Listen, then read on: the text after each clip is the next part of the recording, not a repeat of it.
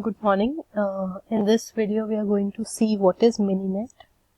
Why is Mininet cool? What are Mininet's limitations? Working with Mininet, creating topologies, setting performance parameters, running programs in host, pop-in, PEXEC interface, host configuration methods, naming in Mininet, customizing MN using custom files, additional example, understanding Mininet API documentation, OpenFlow, custom routing, OpenFlow controllers, external controllers, multipath routing, updating Mininet, learning Python, useful background information, etc. So in the last lecture also we had seen that Mininet was a network emulator which runs all host, switch, network, route on Linux kernel. It uses lightweight virtualization to make a single system look like a complete network running the same kernel, system and user code. A Mininet host behaves just like a real machine. You can SSH into it and run arbitrary programs. The programs you run can send packets through what seems like a real Ethernet interface with a given link, speed and delay. Packets get processed by what looks like a real Ethernet switch, router or middle box with a given amount of QAD.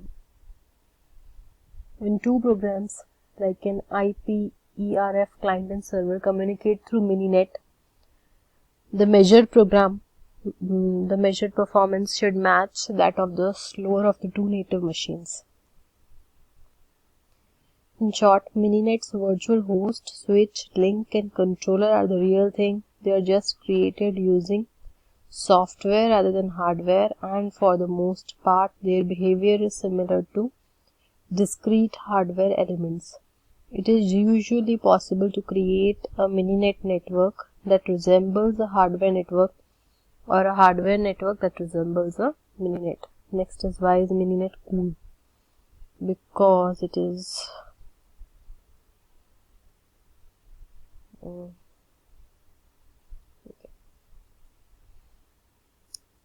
it's fast. You can create custom topologies, that is user-defined topologies. You can run real programs. You can customize packet forwarding.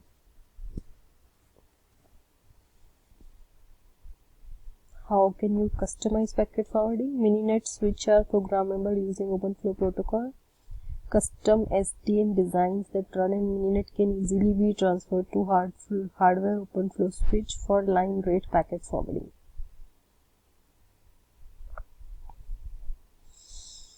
You can run Mininet on your laptop. You can share and replicate results.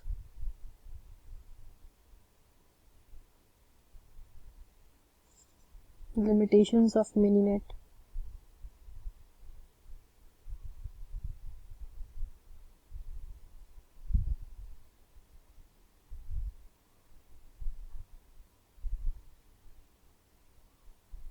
Running on single system is convenient, but there are resource limits.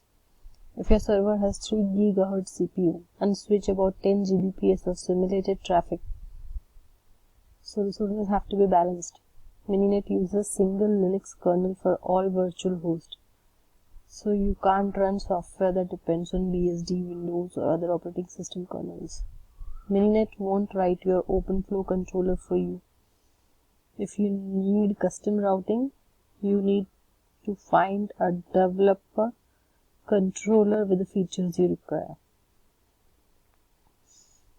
By default, your Mininet network is isolated from your LAN and from internet. But you can use the NAT object to connect Mininet to your LAN.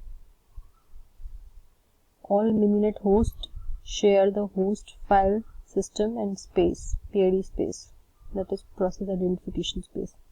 This means that you have to be careful if you are running daemons that requires configuration in /etc, and don't kill the wrong process by mistake. Working with Mininet and creating topologies. Mininet uses parameterized topologies. With a few lines of Python code, you can create a flexible topology which can be configured based on the parameters you pass into it.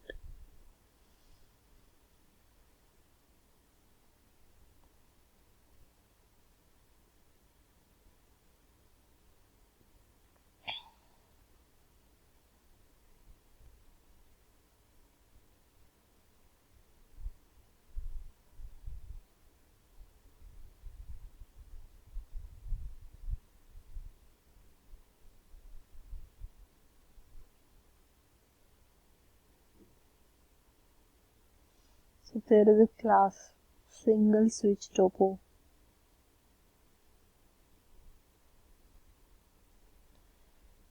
which consists of a specified number of hosts from host कितने हैं h1 से लेकर hn तक और switch कौन है s1.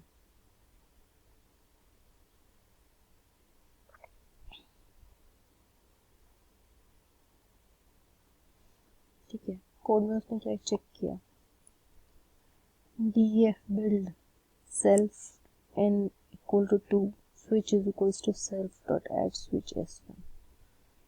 So add the s1 switch to the switch and add a host and add a link between a host and a switch.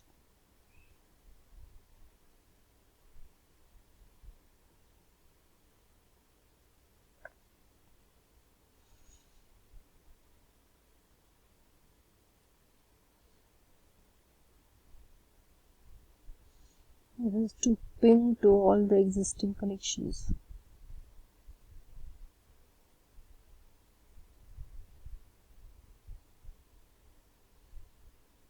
These are some of the methods. I don't think you really need to learn the code of all this. This is just an idea. And the performance parameters is the number of hosts and the number of links that can be there. So they are set. Again, this code won't be asked in your exams anyhow. So there's no real sense to understand this code. This you can see. Configuration methods. IP methods return the IP. MAC returns the MAC address. Set ARP. Add a static ARP entry to a host ARP cache. Set IP sets the IP address for a host. Set MAC sets the MAC address for a host.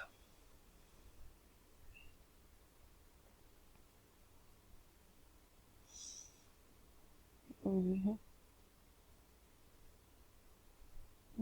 in Mininet. Okay.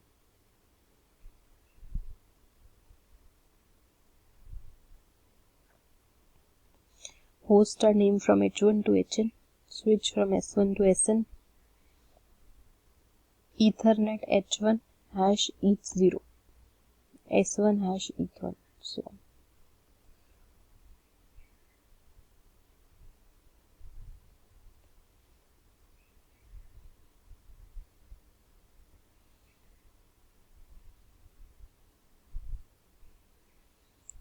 API 3 types की हैं, that is low level, mid level and the high level. Low level consists of the base node and link classes which can actually be instantiated individually and used to create a network but is a bit unwieldy. Mid level adds the Mininet object which serves as the container for nodes and links. It provides a number of methods for adding nodes and links to a network as well as network configuration, startup and shutdown. High level API adds a topology template abstraction topo class which provides the ability to create usable parameterized topology templates.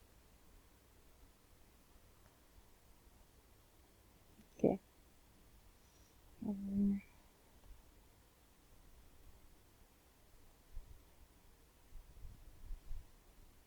So it is using Python languages. OpenFlow protocol is used.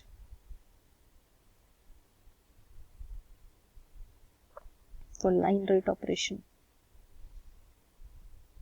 OpenFlow controller mate is saying if you run the mn command without specifying a controller, it will pick up a default controller.